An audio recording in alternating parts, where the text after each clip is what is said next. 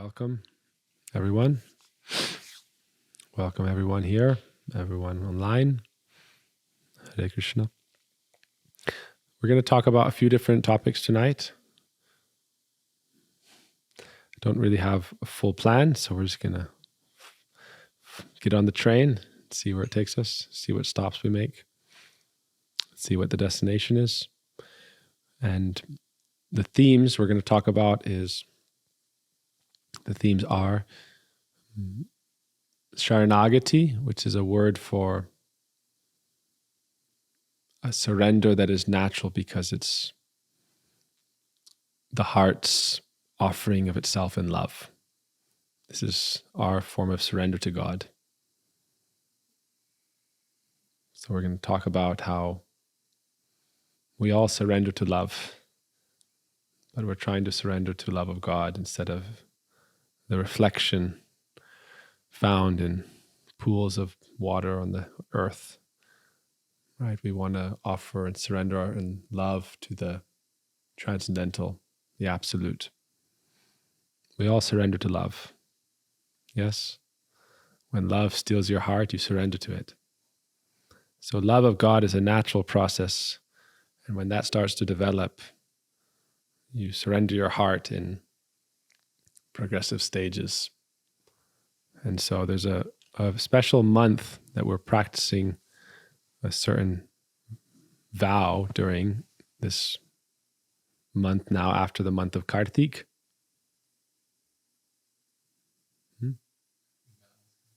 Vrindavan's coming. Okay, good. Let's all do Om while Vrindavan's walking in. Ready? Wait for him to open the door.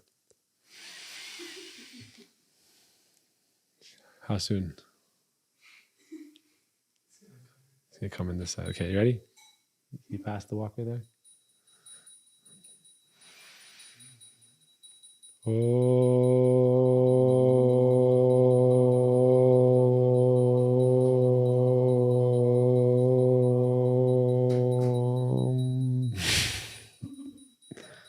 Jai Vrindavan Prabhu.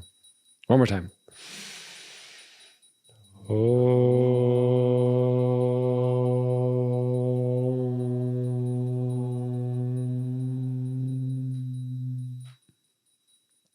All right, so we were just talking about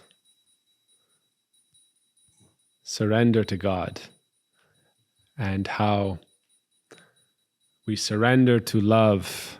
And so the idea is love is the aim in spiritual life, in our path, Bhakti Yoga, but it's a love for the absolute, for the divine form of Sri Krishna and his personality, his name, his qualities, his beautiful pastimes. It's love for that Sri Krishna. But love has its stages of development. There's the different developments of the mood. We talked about that in the month of Kartik, how love develops from first almost transcendental equanimity and understanding of the reality of spirit within all things and present, and then how it develops to a mood of devotion and service, and then friendship, parental love, paternal love, and then ultimately romantic love. So there's the development of different moods of love for God in the progression of the soul and conscious evolution. But there's also progression of how we develop that love. And our consideration is that the seed is coming from the fruit, not the fruit becomes the seed. It's a chicken or the egg argument, right? But our conception is that the seed is in the fruit. So that means there are progressions of the stages of development towards perfected love of God. But the fruit is love of God. Love of God, not just like I love God, but it means realization of the form of God, the beautiful pastimes, the qualities, and your relationship with Krishna or the Supreme Lord. It's a realization of that. And it has stages of development. One stage is dissatisfaction with your material life. That's one stage. Mars like, yep. Right? Dissatisfaction with materialistic life because it comes not just from suffering in this world, but also from this inner calling that there's more to life than just, the mundanity of survival and shelter and food. There's a higher calling, there's a spiritual purpose. So that's one of the stages. And then we seek out the absolute or the spirit. Tata Brahma Jigyasa, that's part of the stage. And then we come into saintly association and the seed of faith starts to develop. The seed of faith starts to sprout. That seed of faith comes from the fruit, which is pure love. That pure love is within the soul, but it's waiting to awaken, it's dormant. Seed comes from the fruit, not the fruit develops into the seed. The higher substance comes down, not the lower substance. We don't believe in like Darwinian evolution of love for God. That's not our concept. That first we develop faith in God, and then we practice in our spiritual path, and then we do these different yam niyams, and then one day we develop love of God. No. Love of God is a fact that is part and parcel with your nature as a soul.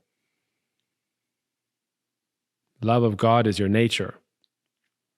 That is the fruit. The fruit is ripe. Is it ripe? The fruit of love? No, but it's there.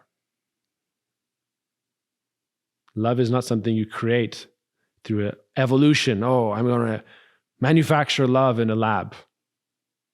If I just put a little bit of faith and add a little bit of good association, a little bit of kirtan, prasadam, austerities, I'm going to manufacture love for God in a lab. It's not our process. Nitya Siddha Krishna Prem, Sadhya Kabunai, Shravanadi Sudha Chitta Koryudhai. It's fact. It has to awaken, but it's a fact. Like, imagine there's something buried in the earth. You have to uncover it, but you don't create it and then uncover it. It's there. The soul is eternal. God is eternal. Love for God is eternal.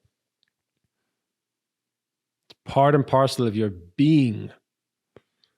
And it may manufacture or manifest in different things. Oh, I have love for a cat and a dog. I have love for a tree. I have love for my spouse. I have love for my family. Love. Love is a fact. We're having this debate, right? What is love? Don't hurt me. Don't hurt me no more, baby. What is love? It is a fact. First, understand this. Love is a fact. It's a substance that is eternal. In our scriptures, we say there are 3 eternal things. What are they? Love, the lover, and the beloved. Those are only 3 things in existence. There's a lot of other things, right? Our mind's going, oh. But the idea is the source. The source energy is that. You can call it the devotee, devotion itself, and the object of devotion. But it's all mixed up in this world, right? I'm devoted towards my partner. I'm devoted towards my nation. I'm devoted towards the world. I'm devoted towards the environment. There's devotion. There's the person who has devotion, and there's the object of the devotion. There's love, there's the lover, and there's the beloved. That's the positive reality. The shadow is Maya. Krishna says in 4 slokas of Bhagavatam that the shadow is Maya. That which is not is illusion, temporary. So, Bhakti, Bhakta, Bhagavan, God and devotion for God and the devotee are 3 eternal things.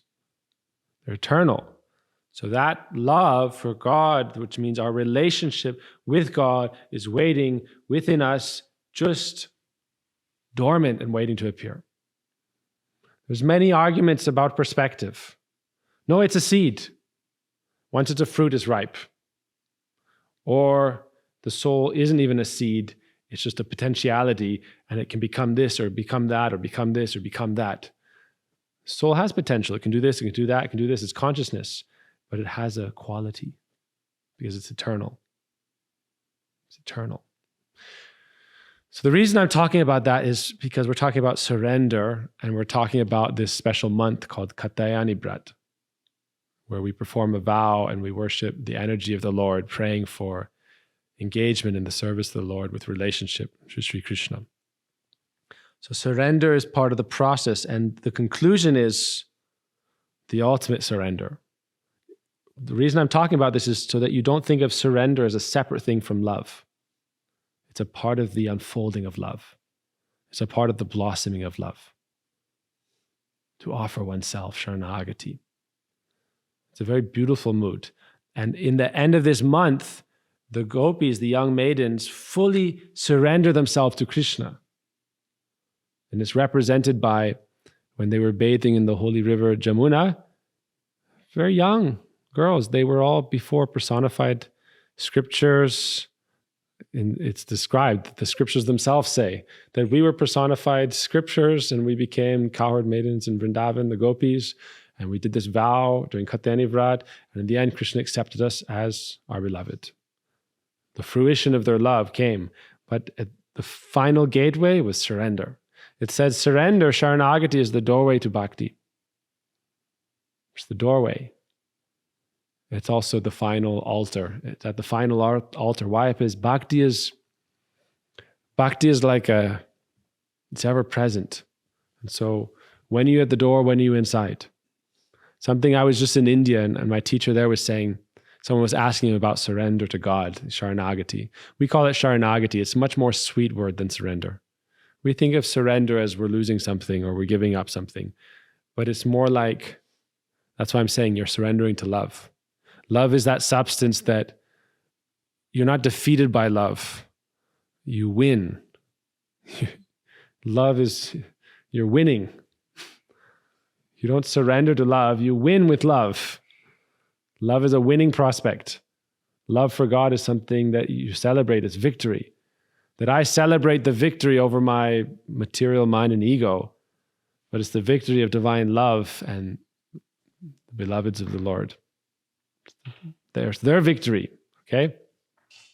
Therefore, it's my victory. We're on the same team. We're on the same team with God. So it's not that he's victorious over us. It's that he is victorious over all those things that are oppressing us. We're in prison and he's victorious over our, shackles and bondage. That is surrender to God. Surrender to God means we are victorious because he is victorious. So we're on the same team. But we think of surrender as a very difficult thing. But it's a very necessary part of the process of the unfolding of that divine love, which is, the fruit is in the seed, right? The fruit is in the seed. The potential for the fruit is in the seed.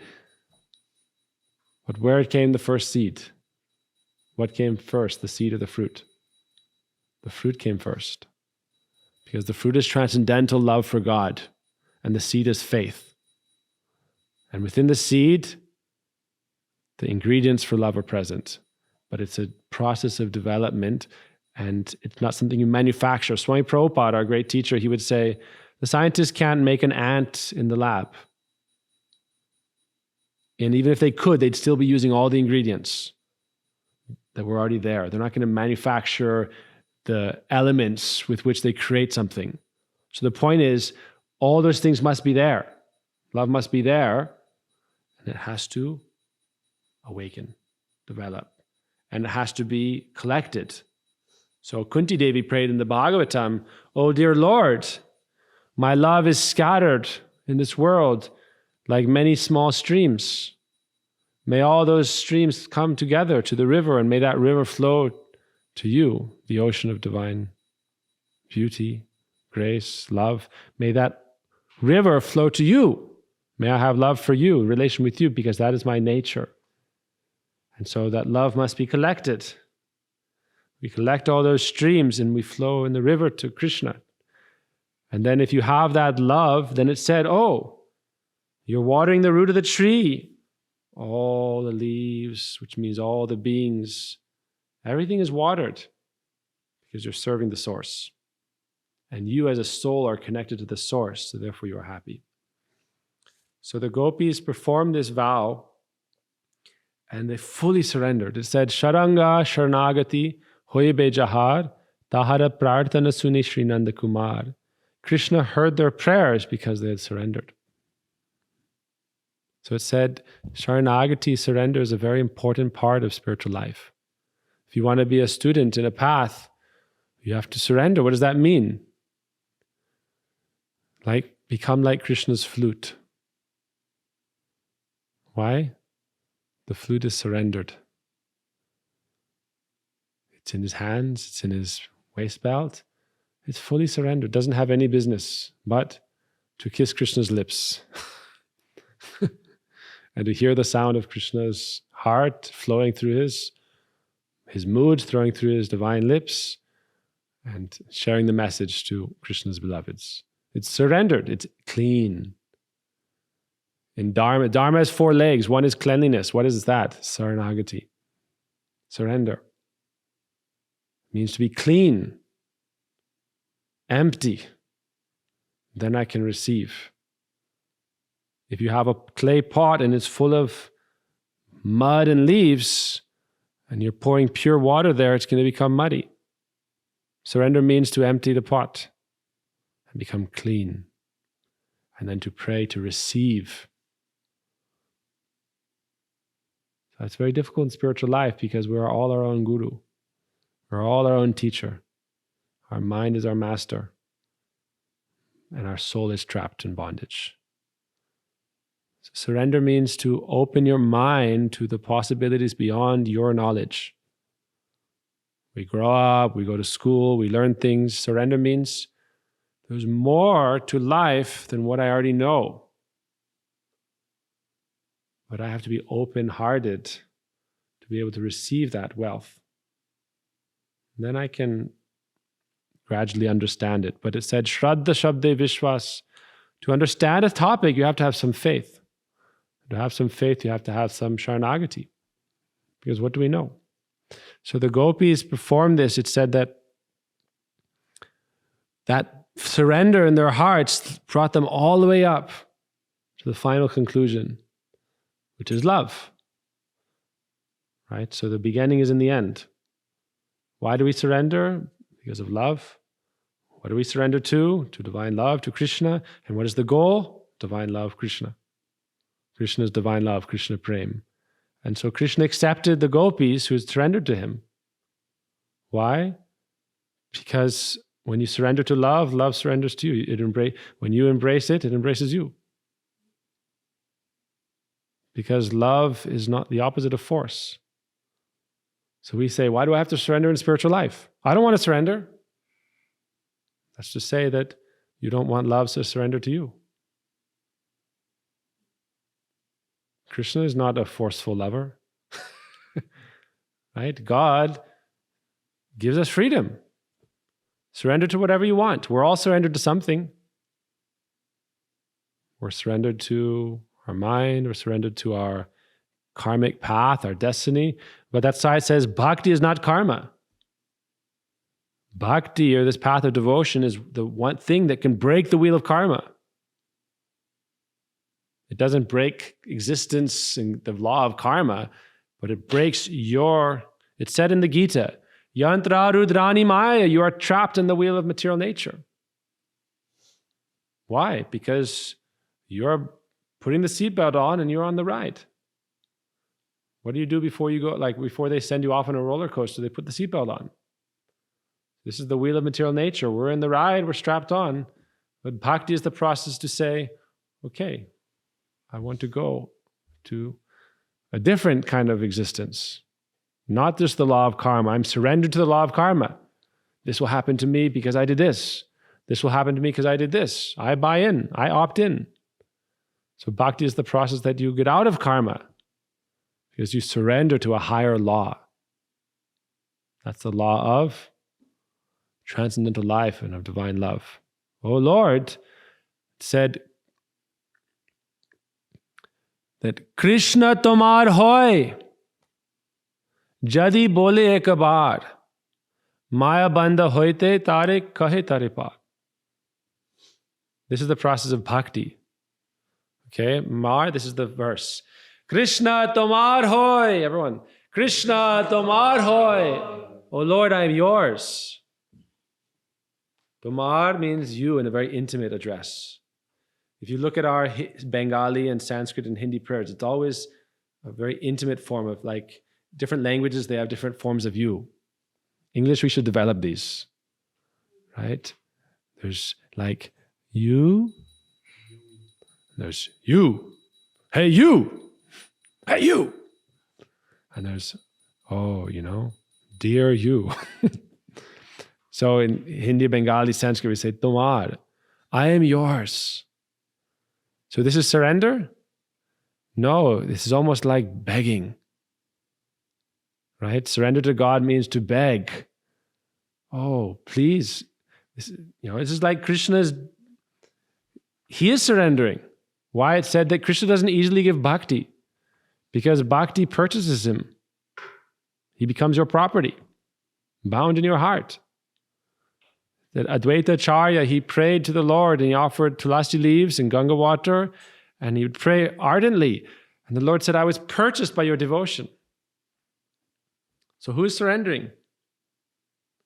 So to say, Krishna, I am yours, is our prayer, that we're praying that he will say, yes, I am yours. That's why Katyayani Vrat is such a serious vow, and that's why he tested the gopis to the final extent. Because if they pass that test, Krishna's gone. He's purchased. I'm all of yours. I'm sold. Because you've purchased him with your love. You cannot escape. So the process of bhakti is by which you get free of Maya. Krishna tomar hoy, Krishna, I am yours. Jadi bhole ek baar, if you sincerely call out once. I remember as a young teenager, Gurudev was asking me, be a monk, be a monk. He would meet me again and again every year, 2-3 times. I would go and travel in Houston, Alachua, North Carolina, New York. We went to India, things like that, right? And he asked me to be a monk, and very difficult. But because of the power of his discourses, this is Shabdam Rama, transcendental sound, I was able to come to the point of praying. One time, oh Krishna, I am yours. And life changed. Right? We think that we can develop success in spiritual life by our effort. I will be successful and I'm going to work really hard and climb up the mountain. This is Sisyphus in the Greek mythology. He's pushing a boulder up the hill forever and ever and ever and ever. That's us making advancement by our own effort. Grace must come into play. That higher power must come into play. And the way it comes into play is by surrender to it. You have to open the door of the heart. That's the doorway to bhakti, and say, I surrender.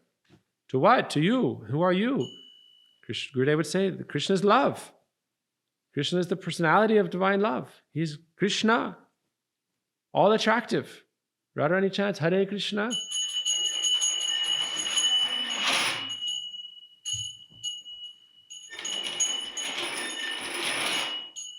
Radharani chants Hare Krishna, and Krishna is the all attractive.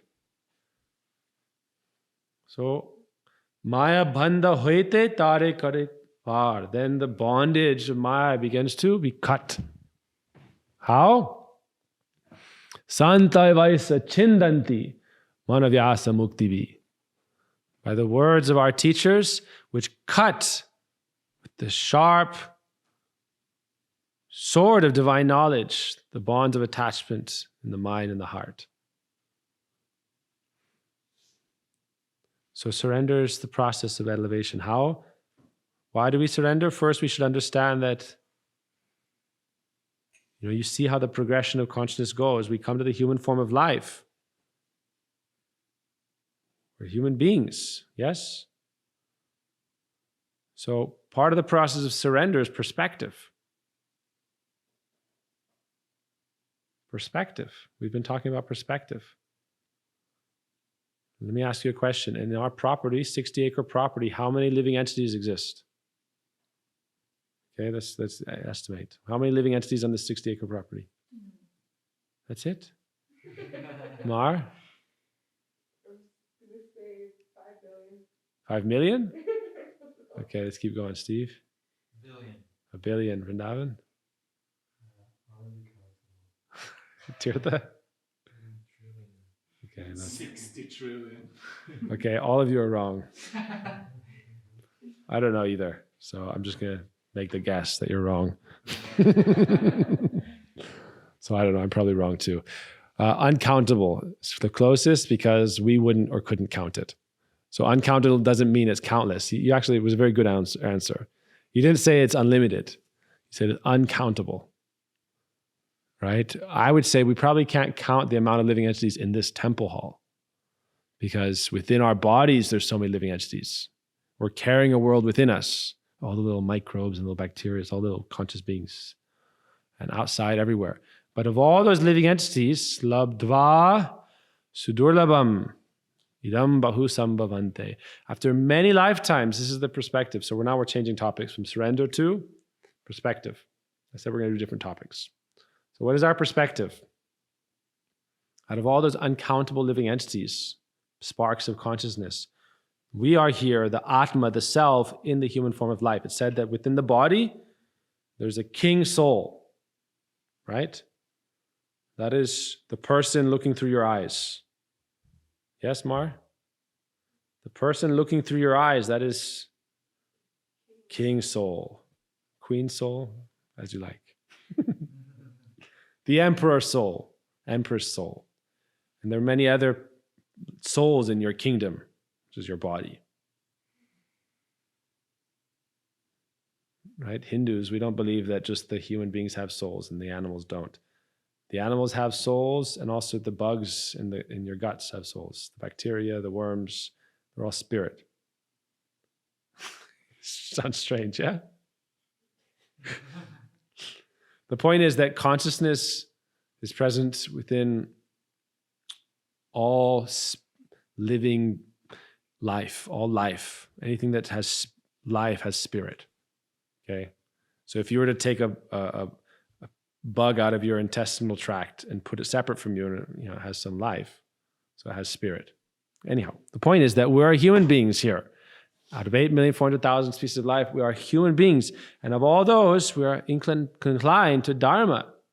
And of all those inclined to Dharma, we've come in touch with this highest path of developing love for Krishna, love for God. And so we're very fortunate. Labdva sudurlabham idham bahu sambhavante. That means after many lifetimes. This is conscious evolution. We believe in conscious evolution. So don't have to think about it for yourself. Like when you walk out and you see the deer. In due course of time, that deer is going to become a human being. Okay? That tree is going to become a human being because consciousness evolves. So that when that tree becomes a human being, it may not strive for liberation and the achievement of the transcendental state. Eventually, the goal is to come to that platform. So if you're already on that platform where you're inclined towards this process, then therefore, we try to take advantage of that. Labdva sudurlabham idam bahu sambhavante manushyam arthatam anityam api hadira. This human form of life is temporary, which is great, because if it was eternal, we wouldn't get liberation. So this temporary form of life is great. And it's described to be the boat that can get you across the ocean of samsara, birth and death, to reach the goal, which is transcendental life. And so therefore we take advantage and don't waste this opportunity. There's another beautiful verse. Nridehamadyam sulabham sudurlabham plavam sukalpam guru karnadharam mayanukulena nabashvateritam bhumam birajeta vinapashugnat. Nrideham adyam sulabham. This human form of life is very rare. First, this is the first stage of spiritual knowledge. Before you surrender, first you have to have perspective. Yes? That we are alive in this moment with this opportunity. So durlabham, it is very rare and very fortunate. Plabam sukalpam guru karnadharam. right? If you've studied Buddhism, we share the same understanding that a lot of life is suffering. Threefold suffering, adhyatmika, adhidhaivika, adhibodhika, problems caused by yourself, by others, by the environment around you. Fourfold suffering, birth, death, old age, and disease. And you can have fivefold, sixfold, sevenfold, eightfold, ninefold, tenfold, 100-fold. Suffering is part of life. Yes? So our path is how to transcend that. And this is the age-old tradition that many saints and sages have walked upon and come to the perfection of life. And so therefore our process is mahajana jena katapantaha. Our purpose of human life is not simply to ahar nidra bhaya maitu, eat, mate, sleep, and defend. Because we were doing that as animals. Right? Maybe not we, but look outside, okay? The animals that are engaged in collecting and eating for survival, procreating, defending their territory, sleeping for rest, they're out there doing that. But they're not practicing bhakti yoga or dharma. We have that opportunity. Yes? The tree is spiritual, but it doesn't have the opportunity for liberation like a human being does. So perspective means knowing that. I should not waste time. Kamala dhala jala jivana tala mal. It said, life is infinite. That's also a step of spiritual knowledge. And it can actually help you feel free of stress. Accept that. Axiomatic truth. Okay, can we accept that? Life is infinite. That's a great burden of responsibility also. But it's also a solace because, don't worry, we can try again, we can try again, we can try again. But our idea is that life is infinite. That means life is infinite, but this human life is not. So if you don't want to, we say you can do it, you have free will. You have free will. That means you can decide to do things that are in the lower modes of nature, tamagun. I'm just going to be an absolute drunk and intoxication and all these things that takes me down into a dark place. And what is the bottom of that? It's the bottom of the well of life. Climbing up from that is very difficult. It can take you millions of lifetimes. So what we say is, okay, you're hanging, life is hanging on the tip of a lotus petal.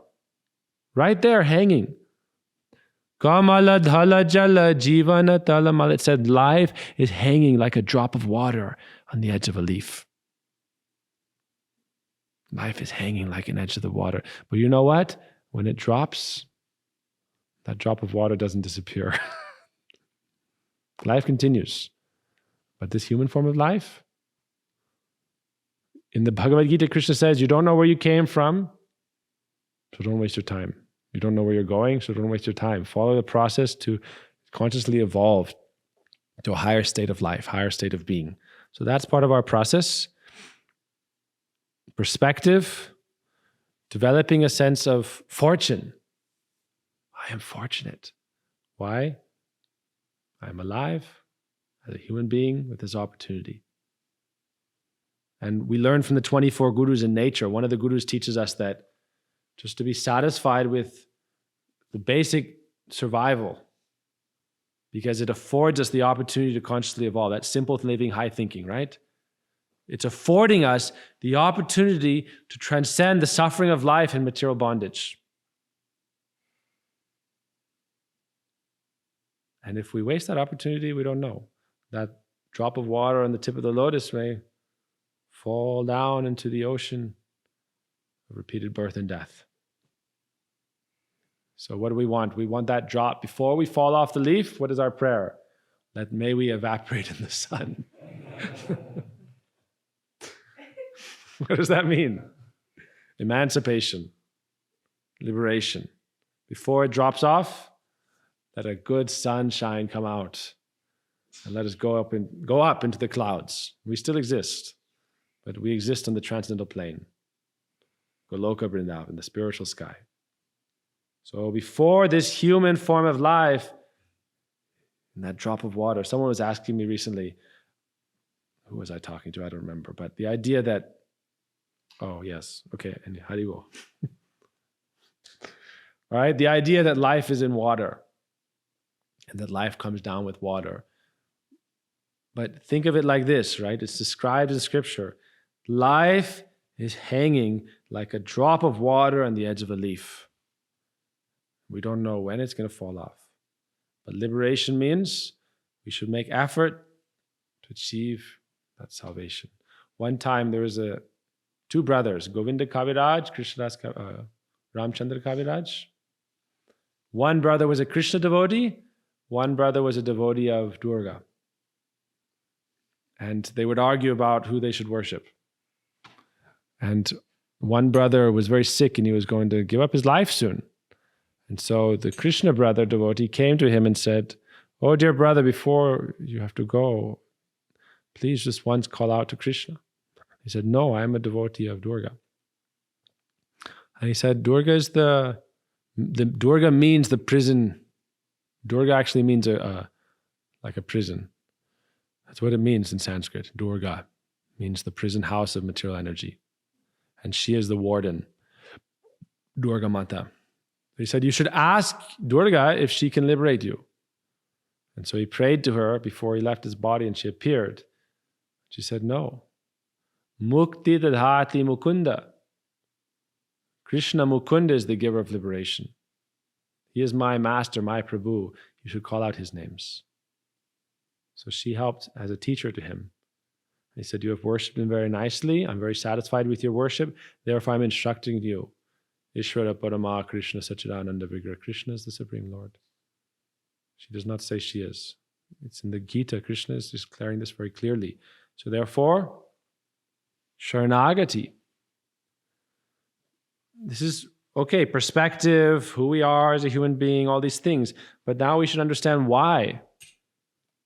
I want to have this topic, we'll do another class, but I was just thinking of one other topic. Like, why do we offer our food? Okay, Mara, do you know why we offer our food? Same reason that the Native Americans offer their food as well. Oh, okay. What's that for? What did they do? Just, I don't know how to put it into words. But That's okay. The Great Spirit, we're offering it, right? I would say there's two reasons. And it's tied into the idea of surrender also. Right? So there's the reason that's based on attraction, rag, and the reason that's based on regulation. We should do it versus we want to do it. We want to do it or we should do it. And the higher reasons that we want to do it. Why? We should do it, then there's reasons. One of the reasons that living in this world is a place of violence and suffering. Anything we eat is coming at a cost, right? Whether it's just a cost to the planet, like we're consuming resources, and sometimes we're consuming life. But we should offer it so that it becomes, not. It's said that it's necessary. Ishavasyamidam saram yakincha jagatam jagat. It takes life to live. Right? Life sustains life. So you take life and you live. Whether it's vegan or whether it's vegetarian or whether it's meat. It all has life, energy, prana. Then it can give you life. It said, Annamaya Brahma, food is life. Or food is spirit. So why do we offer our food? Because food is spirit. The spirit is within the food. That's what gives it life, or pran. So you have Annamaya Brahma, Pranamaya Brahma, Manomaya Brahma, Vijnanamaya Brahma, Anandamaya Brahma. The first is Annamaya, food, gives you life. Then Pran gives you strength, energy, life airs. So the reason we honor it is because this is a way to come to knowledge and eradicate the negative cycles of, or what we call sin. It's the downward cycles, lowering of our consciousness. So we offer it. It said, Yagya shistashino shante muchante sarva kilvishai punjate te tugang papam ye pachante atmakaranat. If you don't offer it in yagya or sacrifice, the offering, then it leads to sin. What is sin? Sin is what takes you on the downward path. Right? Going down to that dark well of material life. Sin. So that's the rule of regulation. You should do this because it's good for you. But we say we want to offer it. Why? You can experience this. if you cook for someone you really love, you cook very nicely. More nicely than if you just do it because you have to survive. And so the mere activity of offering it makes it beautiful. Right? It allows you to make it a beautiful offering in divine love and service. And then Krishna accepts it, your offering of love, and in accepting it makes it very sweet because it's developing a relationship. Right? You cook for someone you love. Oh, tomorrow I'm going to cook for the devotees and they're going to take the meal, right? And it's so sweet. If we're doing it for ourselves, Maharaj, the pizza wouldn't be as tasty if he wasn't making it for everyone. He's making it for Krishna, he's making it for the devotees. Therefore, he's doing it with so much love and it's giving happiness. So when you cook your oatmeal, when you cook khichdi, oh, I'm doing this for Krishna. I'm offering it to Krishna. Not so I can get rid of sin, right? That's included. I'm cooking and offering it because I love Krishna, or I want to love Krishna, or I'm offering it to Krishna, and he's accepting it, and then his mood is going into it. So it's surrender, but on the path of love, not surrender on the path of, life's miserable, it sucks, and so I'm surrendered to God so I can get out of the whole situation. No. Surrendering to that relationship of love for Krishna. So instead of just cooking it for, almost finished here, instead of cooking it just for your friend or for someone you like, you're offering it and you're cooking it. That's why I said every part of the offering is part of the offering. That means buying the vegetables, cooking the vegetables, preparing it, offering it, and eating it. It's all part of the offering. It said when we offer to Krishna, we take his remnants, which are full of his nectar of his transcendental lips. Krishna says in the Sastra that it said from any of his limbs, this is in the Brahma Samhita, Advaitam, Achyutam, Anadam, and Anga, that from any of his limbs he can accept. So the transcendental Lord, simply by our offering with love and affection, he's accepting. Patram pushpam phalam toyam yome bhaktya prechati taraham prayatatmana. You're offering it with love, he's accepting, and bhavagrahi janarni, he's accepting your mood, and then he is making it transcendental. And so that's why we offer. We're not just offering, so that's the same thing about surrender. We're not just surrendering, we are praying to be accepted. Right? You see the difference? Surrendering to Krishna means I'm praying that he accepts me as his own. That's surrendering to love. I'm saying, oh Krishna, here's a ring. Will you marry me? It means I'm not asking for that. I'm not asking to be married to Krishna. The idea is that I'm asking for that divine union. Bhakti yoga means the yoga or the union of devotion. That means whatever my relationship is, as a friend, as a parent, as a beloved, as a servant of Sri Radha, as a servant of that spiritual realm, I'm asking for relationship. That is surrender. I'm requesting, please accept me. That is Katyani Vrat. Understand? Please accept me, Lord. I'm surrendering to you. That's the prerequisite. You have to surrender if you want him to. It's like, I'm asking for marriage, but at the same time, I have no relationship with you and, I'm free, I'm independent, I'm separate. So you can't ask for divorce and marriage at the same time. You're asking for connection with God. You can't ask for divorce at the same time. Katyani Vrat means, oh Lord, you are my protector and maintainer. It said in the mood of surrender, the highest pinnacle of that mood of surrender is you are my protector, you are my maintainer, you are my everything. So that means pati. In Sanskrit, there's a controversy around this, but the idea is, patim me kurute namaha means I surrender and please be my protector, my provider, my maintainer. That I'm praying to God that you are my most prominent relationship in life is with you. That is the mood of this Vrat. I have so many relationships in life, but my most prominent relationship as a soul is with you. Because love for God is that fully ripened potential in the soul is our destiny to achieve that state. And so it's just a matter of time. The question is, why waste time and why wait? That's why I said the human form of life is special and rare. Don't waste the opportunity. Because that human form of life is the vehicle through it can get you across samsara and help you realize that divine love. That is your right. And until you realize it, you will not be happy fully. It's just the dreams that you go through. That will give you real happiness. So that's why we perform this brat. Not any specific kind of relationship. Each soul may have a different mood, but every soul has relationship with God as part and parcel of their nature. That's our philosophy. Every soul, as part and parcel coming from God, has relationship with God as part of their nature. And unless we realize that, then our life is not complete. We have to develop our relation and realize our relationship with God. That's the purpose of this rut. And once we realize that, then everything is complete. Then life is sublime. That's why we surrender. Understand? Surrender is like, please be victorious, and may I be victorious with you. Relationship means together. It's not victory over me, it's victory together. Therefore, I surrender because I recognize that alone I don't have the strength. So we're praying like this rut. It's a very special month. I was talking in Kingston when we had our program.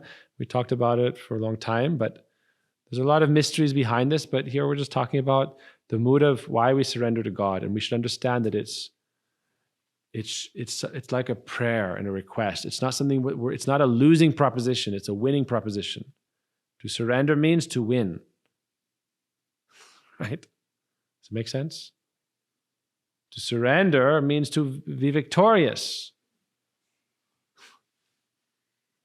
Because I'm saying even if I could do it on my own, I want relationship with you. The process of Bhakti Yoga is the process of developing our relationship with Krishna. Right? Do you understand? We're developing our relationship with Krishna. So you have to surrender to that. Make sense? You have to surrender. Because otherwise you can't. He's not going to take it by force. Krishna tomar hoy jadi boy, I am yours. Okay, freedom from Maya. It's a process. I can tell you it. You may say, oh, but for so long I'm not doing it. No, it's happened. Krishna tomar hoy, you shed a tear and you offer a prayer. You shed a tear and you offer a prayer. Oh Krishna, I am yours. Please accept me. That is surrender.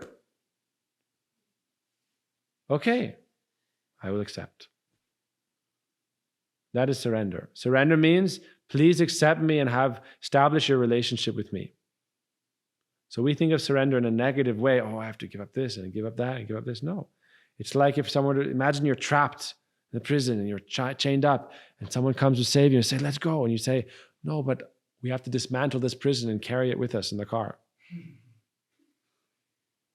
Do you have a screwdriver, Allen key or something, or some kind of saw? Let's cut down the prison and take it with us. So you have to give up something. That's surrender. But all you're giving up is your material attachments that are causing you pain and suffering. Krishna, I am yours. Accept me. Please establish your relationship with me. This is Sharanagati. Sharanagati in the process of love, not, oh man, I guess I'm supposed to give up everything and you be a monk. No. No one's asking you to be a monk. Being a monk, if that is your choice, just means being a one-pointed in your path, that my purpose of life is to become realizing my relationship with God and my divine love. That's my purpose in life as a human being. That's my purpose as a soul, and the human form of life is giving me the opportunity to achieve that. My purpose as a soul was to come to this moment where I could realize my relationship with God as a human being. And so my soul in its journey has come to that moment in time, an infinite span of existence, that now as a human being, I can aspire for that. And the only thing holding me back is to surrender. But I don't want to do it. I prefer to be sovereign king soul. I am the king. Everyone is subject to me. I am subject to no one. Yes? No. There's God. He is the king. We are subject to that supreme. And we are praying for his love. And it is already there. Yes? So we are praying. There's very beautiful prayers we sing this month, but we sing this song, Gopi Geet. All the gopis came under the shelter of Srimati Radhika, and they prayed to Krishna to accept them. That is Saranagati. I'm praying to Krishna to accept me and bring me to the spiritual world. Back home, back to God. And I'm praying for that. That is Saranagati, but we don't want to surrender. We don't want to surrender. Surrender. It's like it gives us, we get afraid, right? I don't want to surrender. Holding on. You see, like they open the plane door when the jet's flying and everyone's flying out, but you're holding on. Holding on. No, surrender. You fly. Fly. Fly to the sky. Okay, so we're praying to Krishna to practice Sharanagati, to realize that ripened fruit of love, to have it develop and manifest from our heart, to experience that Satchidananda, which is our birthright, eternal consciousness and bliss. So we are eternally existing, we are conscious, but we need to go towards that state of Ananda, and that is through the process of surrender. That's this month. This month is the surrender month. And every day we pray, Krishna, I surrender to you. That means I pray that you accept me as your own. O Radharani, I pray that you accept me as your own. O Mahaprabhu, I pray that you accept me as your own. O Gurudev, I pray that you accept me as your own. Count me among your group. We have a beautiful prayer we sing to the goddess Sri Radha, Supreme Goddess. Very beautiful prayer. Many like this. There's many. We know a lot of them. Right? But one of them is very sweet. Our Gurudev would often sing it before his lecture. Tavevasmi, tavevasmi, najivami taya vina, iti vigyaya radhe tvam nayamam charanantike. O Radhe, I am yours. I am yours. I cannot live without you. Knowing this, please accept me as your own. That's Sharanagati. So it's the doorway of bhakti. But doorway means every day is Sharanagati. That's what our teacher in India says. Every day is the process of surrender. Because every day we're praying for that fulfillment of that divine love. And then bhakti is the conclusion. Bhakti is the conclusion that we realize our relationship with Krishna. And then every moment we're surrendered to that divine love. That becomes eternal. That every moment becomes blissful. Okay, so we're praying for that. And I don't know why this topic came up, but Sharanagati is an important aspect of our spiritual life, and we should understand that on a deep level. We say, I should surrender to God, and to surrender to God means to give up what's unfavorable and to accept what's favorable and to be humble and accept Krishna as my protector and maintainer. That's all the what. What about the why? And this is the what and the how. Do this, do this, do this, do this, and this. There's what's and there's hows. Give up what's unfavorable. Okay, now how to do it. Accept what's favorable. What? Now how to do it. Okay, develop humility, develop tolerance, practice, do kirtan. But why should we do it? Because we're praying for that relationship, and that means we must willingly invite. It's the doorway to bhakti because we have to open it. Surrender is the doorway to bhakti. Surrender is the doorway to God. That means we have to open that door ourselves. Say, please come into my life. That's surrender. Please come into my life. That's surrender. Please stay in my life. Like Bali Maharaj and Krishna. There's a long story about this. Bali Maharaj said, Krishna, I surrendered to you, then Krishna surrendered to him. This is one of the great stories in the Bhagavatam. He surrendered everything to Krishna. Then Krishna surrendered everything to him. And he became bound by Krishna. Krishna became bound by his love. He was bound by Krishna's love. So this is surrender. Okay? Hare Krishna. Vancha kalpatarubhasya kripa sindhuvevacha paritanang pavanebhyo vaishnavebhyo namo.